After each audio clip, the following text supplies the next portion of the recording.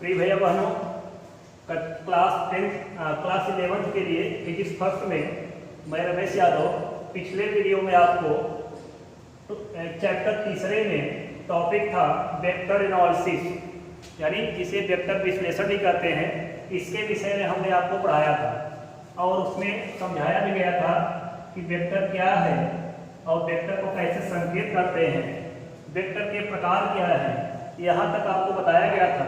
तो वेक्टर के प्रकार में हम पहला चर्चा किए थे वेक्टरों के जोड़ने का नियम। वेक्टरों के जोड़ने के नियम चल रहे थे, उसी संदर्भ में हम लोग वेक्टरों के जोड़ने के संदर्भ में हम लोग पहला विधि पढ़ रहे थे, वेक्टरों के जोड़ने की विधि में त्रिभुज विधि।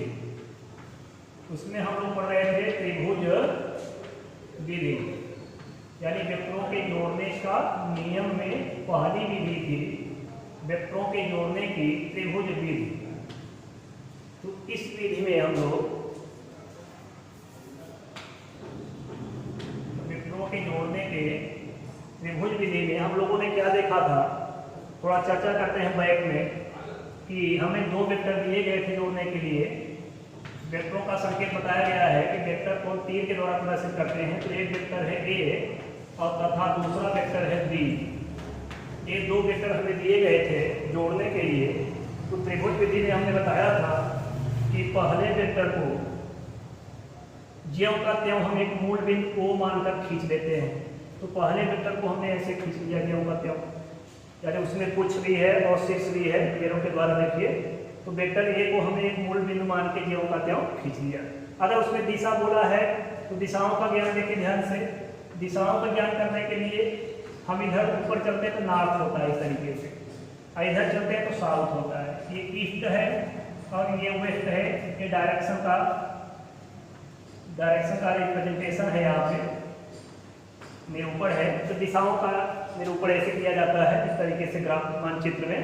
वैसे व्यवहार में तो आप अपने तरीके से करते हैं, लेकिन मानचित्र में इस तरीके से देखिए ऊपर की ओर लिखा रहता है, इसके नीचे यस लिखा रहता है, ये ईस्ट है, ये वेस्ट, नॉर्थ, साउथ।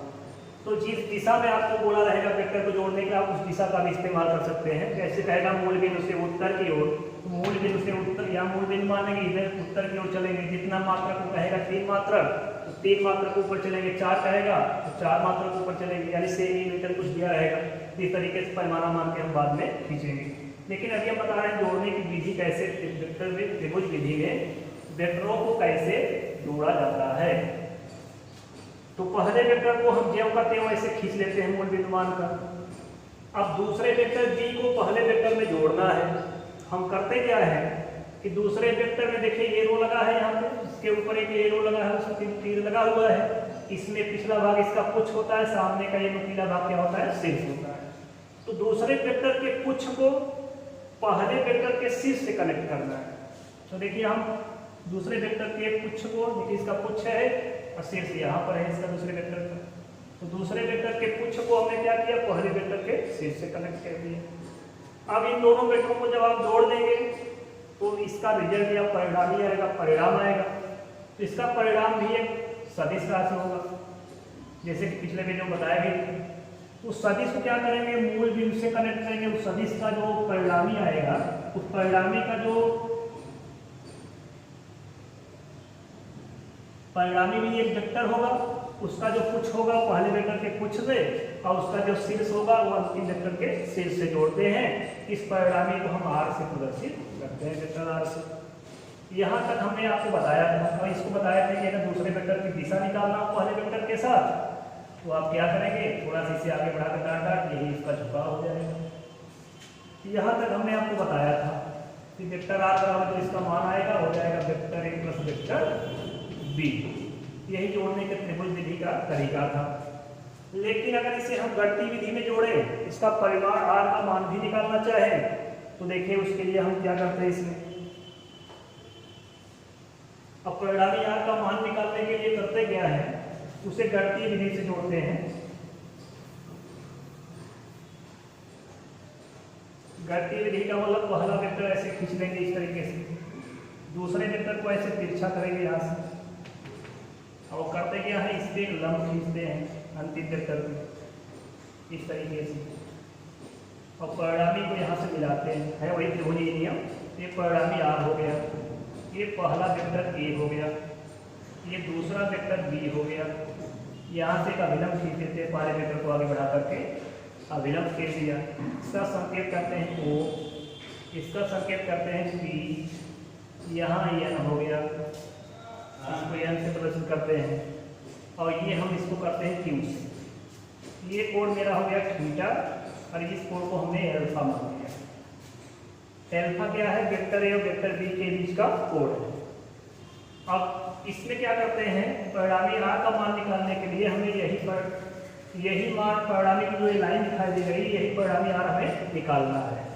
इसको निकालने के लिए देखिए यहाँ पर लंब खींचे हैं, एक हम 90 का कोण बनाते हैं, एक रेखा खींचे हैं ऐसे। तो पाइथागोरस जब प्रमेय लगाएंगे तो 90 के सामने मुझे कर्ण हो जाएगी। पूरा मुझे आधार ये निकालना पड़ेगा टोटल, और ये लंब ही है आपके सामने, और ये आधार लगा देंगे इस नियम को, पाइथागोरस में लगा देंगे तो ये कैपिटल आर मेरा निकल जाएगा। तो सर्वप्रथम क्या करेंगे हम लोग कि चलते हैं इसके नियम में, देखते हैं पहले कि पी क्यू कैसे, Q1 का मान कैसे निकलेगा और ON का मान कैसे निकलता है। तो हम त्रिभुज उठाते हैं, यहाँ पे त्रिभुज PQN में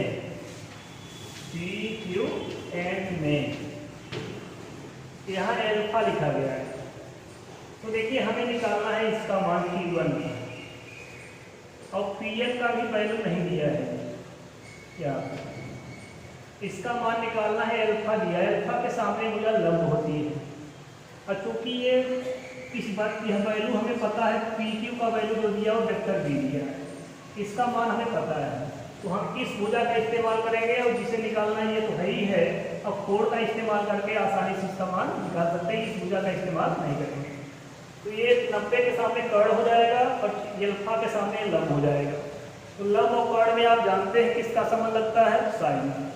तो त्रिभुज PQN में हम यहाँ लिखेंगे साइन एल्फा बराबर, तो साइन एल्फा बराबर क्या हो जाएगा, लंब का मान क्या है QN, और बटे कर्ण का मान क्या है PQ।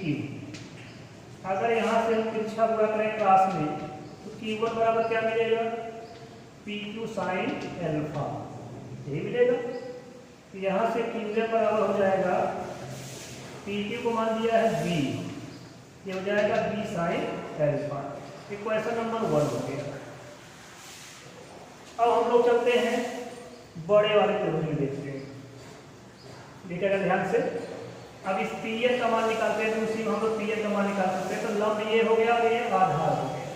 तो लंब और आधार में अगर नियम लगाना चाहेंगे हम, आधार और कर्ण का नियम लगाएंगे, तो क्योंकि ये वैल्यू हमें पता है, एक वैल्यू जो पता है उसको लेना ही पड़ता है। B का मान हमें इस लाइन का पता है, इसका इस्तेमाल नहीं करेंगे, ये निकालना है। तो ये हो गया आपका कर्ण, और ये हो गया आधार। आधार और कर्ण किसका नियम लगता है, कॉस एल्फा बराबर यहाँ पे हो जाएगा आधार बटे कर्ण। इसमें आधार क्या है Pn, और कर्ण क्या है PQ।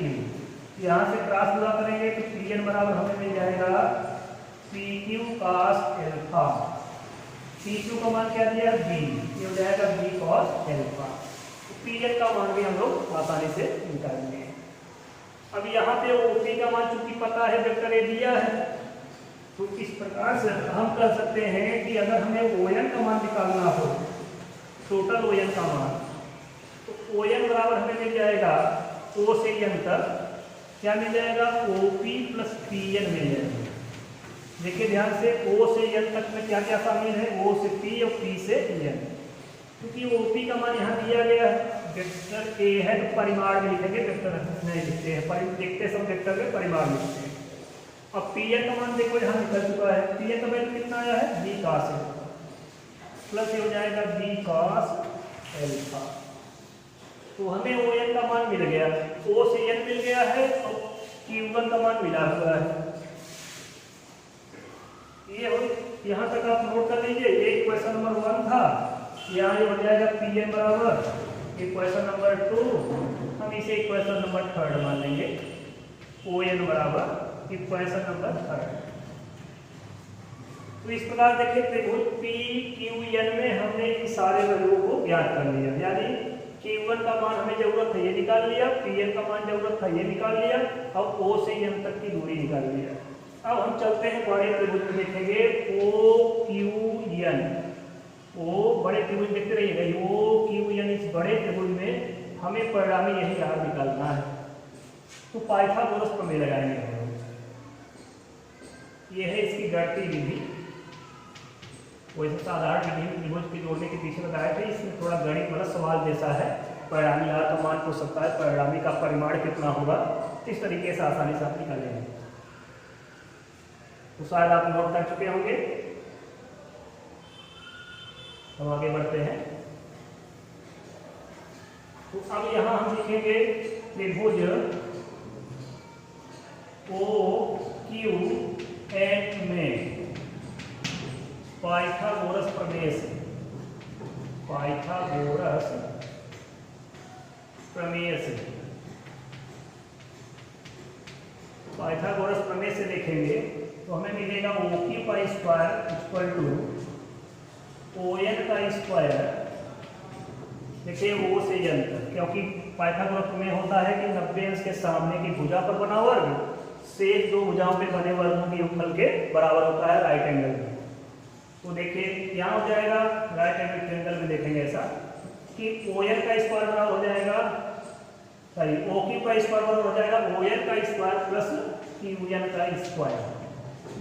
ON का मान चल के देखा गया, यहाँ से निकाल चुके हम लोग A plus B cos alpha, यहाँ रख देंगे A plus B cos alpha का होल स्क्वायर प्लस Q1 का मान देखिए, Q1 का मान पीछे आया था, हल किए थे, आया था B sin अल्फा, समीकरण एक में देखेंगे ध्यान से B sin अल्फा, इसका होल स्क्वायर। चलिए अब क्या करते हैं कि इसके A प्लस B का होल स्क्वायर फॉर्मूला लगाते हैं, तो ये हो जाएगा A square plus B square cos square alpha. अब प्लस देखिए फॉर्मूला होता है 2AB cos अल्फा। इसी प्रकार से इसका स्क्वायर करेंगे तो हो जाएगा B स्क्वायर sin स्क्वायर। तो देखिए यहाँ B square cos square alpha, यहाँ B square sin square alpha है, तो इसमें B स्क्वायर कॉमन हो जाएगा। इसको एक साइड से लिखेंगे तो हम लिख सकते हैं A square plus B square common लेंगे, यहाँ बचेगा sin स्क्वायर अल्फा और प्लस cos स्क्वायर अल्फा बचेगा। इस पद को एक जगह कर दिया। आगे लिखा है 2AB cos अल्फा। चलिए यहाँ तक हो जाएगा A square plus B square. देखिए sin square alpha plus cos square alpha का मान 1 होता है। ये त्रिकोणमिति में आपने 10 में देखा होगा, इसका मान कितना हो जाएगा 1, तो 1 हो जाएगा, तो 1 का गुणा करेंगे B स्क्वायर कितना आ जाएगा, ये केवल B स्क्वायर आ जाएगा। अब प्लस हो जाएगा 2AB cos अल्फा। तो क्या मिला हमें, OQ का स्क्वायर बराबर कितना मिला, कितना मिला A square plus B square plus 2AB cos alpha. OQ का मान कितना दिया है, परिणामी R दिया है। जब R का मान यहाँ रखेंगे तो हो जाएगा R स्क्वायर बराबर A square plus B square plus 2AB cos alpha. ठीक, अब यहाँ से अगर हम R का मान निकालना चाहें, क्योंकि ये स्क्वायर में दिया गया है, तो ये अंडर रूट में हो जाएगा, अंडर रूट में हो जाएगा A square plus B square plus 2AB cos alpha. यही हो गया दो वेक्टरों के बीच का परिणामी निकालने का फार्मूला। अल्फा क्या है, अल्फा है A और B के बीच का कोण। ये ना कहिएगा A और B के बीच का कोण, ये हो जाएगा, क्योंकि जिसके बीच कोण पूछता है उस वेक्टर को थोड़ा सा आगे बढ़ा के दूसरे वेक्टर के साथ उसकी दिशा देखते हैं। ये हो गया दो वेक्टरों के बीच गणती विधि से परिणामी R का मान निकालने का फार्मूला। अब इसमें A और B का मान सवाल में आपको अल्फा का मान दिया रहेगा, अब पूछेगा दो त्रिभुज विधि से, या नहीं त्रिभुज विधि बोलता है तो कहेगा परिणामी R का मान ज्ञात कीजिए। तो दो वेक्टरों में जब ऐसा दिया रहेगा तो हम यही विधि लगाएंगे।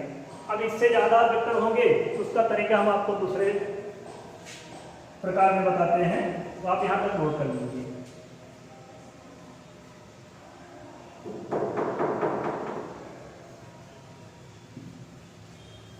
एक बार देख लीजिए संकेत में, इस पर दिखाई दे रहा होगा, त्रिभुज है OQN, यहाँ O से P तक A दिया है और P से Q तक B दिया है।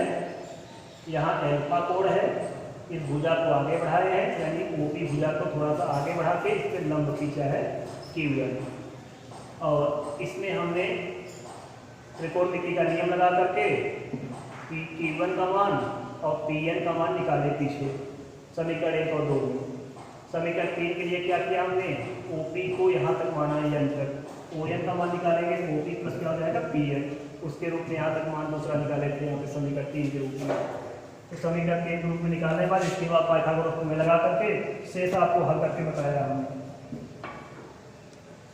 धन्यवाद। आज का वीडियो यहीं तक है। इसका दूसरा ग्रुप में जोड़ने का दूसरा प्रकार हम नेक्स्ट वीडियो में आपको बताएंगे। ठीक बच्चों, धन्यवाद।